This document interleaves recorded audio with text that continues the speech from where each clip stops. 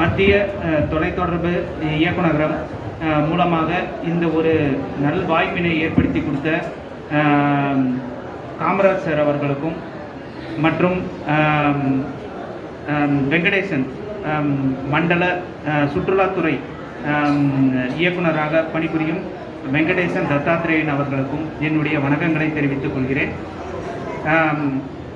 இந்த முகாமை பார்க்கும்போது எனக்கு மத்திய நலத்திட்டங்கள், அதாவது ஆதார், மருத்துவ முகாம் மற்றும் முத்ரா லோன் மற்றும் வயது முதிர்ந்தோர்களுக்கான ஆயுஷ்மான் பாரத் போன்ற ஸ்கீமில் பாஸ்போர்ட், அதாவது மண்டல கடவுச்சீட்டு அலுவலரான நான் பாஸ்போர்ட் எடுக்கிறதுல பொதுமக்கள் ஆகிய நீங்கள் என்னென்ன பிரச்சனைகளை எதிர்கொள்கிறீங்க, அதுக்கு நாங்கள் எப்படி உங்களுக்கு அந்த விஷயத்தை சரி பண்ணி கொடுக்க முடியும், அதாவது முடிந்த அளவுக்கு எங்களால்.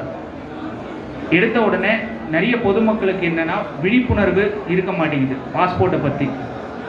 பாஸ்போர்ட்டு எப்படி அப்ளை பண்ணணும், யாரை முதல்ல பார்க்கணும், எப்படி அப்ளை பண்ணணும், ஆன்லைனில் எந்த இதில் இது பண்ணணும். நிறைய பேருக்கு அந்த விழிப்புணர்வுன்றது இருக்க மாட்டேங்குது நமக்குள்ள. எடுத்த உடனே என்ன பண்ணுறாங்கன்னா, பக்கத்தில் இருக்கிற ப்ரௌசிங் சென்டர் போகிறாங்க, இல்லை ஒரு இன்டர்நெட் சென்டர் போகிறாங்க, அங்கே போயிட்டு பாஸ்போர்ட் அப்ளை பண்ணணும் அப்படின்னு சொல்கிறாங்க. அப்படி ஒன்றும் தேவையே இல்லை. இது ரொம்ப ஈஸியானது. எப்படி நீங்கள் எது கஷ்டம்னு நினைக்கிறீங்களோ அது உங்கள் மனசில் கஷ்டமாகவே படும்.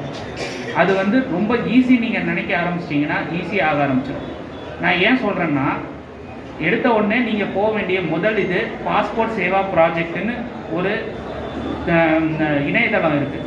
அந்த இணையதள முகவில் போயிட்டு உங்களுடைய பெயரை நீங்கள் பதிவு செய்து கொள்ளணும். ஒரு மின்னஞ்சல் மூலமாக உங்களுடைய பெயரை நீங்கள் பதிவு செய்து கொண்டவுடன் அதில் இருக்கக்கூடிய அப்ளிகேஷன் ஃபார்ம் ரொம்ப ஈஸியானது தான். உங்களுடைய பேசிக் டீட்டெயில்ஸ், நீங்கள் உங்கள் பெயர், உங்களுடைய துணை பெயர், நீங்கள் பிறந்த தேதி, அதுக்கப்புறம் பிறந்த இடம், உங்களுடைய தாயாரின் பெயர், தகப்பனாரின் பெயர், உங்களுடைய வீட்டு அட்ரஸ், இவ்வளோ தான் கேட்பாங்க. பெரும்பாலும் இவ்வளோ தான் வரும். இதை தவிர வேறு எதுவுமே கிடையாது. பெரும்பாலும் நம்ம பண்ணக்கூடிய தப்பு என்னென்னா, முன்னாடி நம்ம பாஸ்போர்ட் வச்சுருக்கோம் அப்படின்றத நிறைய பேர் ஞாபகம் இருக்காது. என்ன பண்ணிடுவோம்னா, இதை ஃப்ரெஷ்ஷாக போடணுமா இல்லாட்டி புதுப்பித்தலாக போடணுமா. அதாவது நீங்கள் எத்தனையோ பேர் வீட்டில் இங்கே இருக்கிறவங்க நிறைய பேர் ஆவின் மில்க் வாங்குவீங்க. அப்போ போனீங்கன்னா உங்களுக்கு பால் கார்டு, பால் அட்டை கொடுப்பாங்க. அதை நீங்கள் வாங்க